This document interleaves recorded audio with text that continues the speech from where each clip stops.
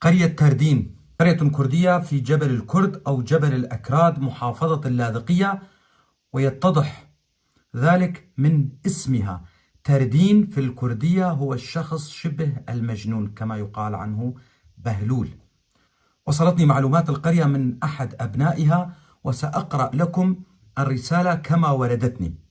تردين على ارتفاع 500 متر عن سطح البحر وعلى سفوح جبال الساحل تقع قرية تردين الجميلة.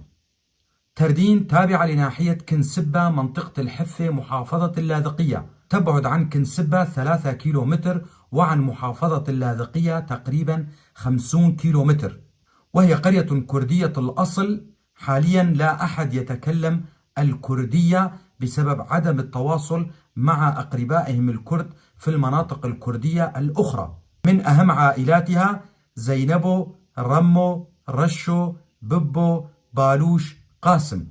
يبلغ عدد سكانها حوالي 500 شخص. تشتهر القرية بزراعة الزيتون والتفاح والخوخ، وبسبب الحرب لم تبقى سوى القليل من أشجار الزيتون. معظم سكانها كانوا غير موظفين بسبب بعدها عن المحافظة، وجميع منازلها متضررة من الحرب. معظم سكانها حاليا في مخيمات النزوح بانتظار الدعم لإعمار منازلهم، ولا يوجد فيها مياه للشرب بسبب قلة الينابيع، وهي بحاجة لحفر بئر ماء.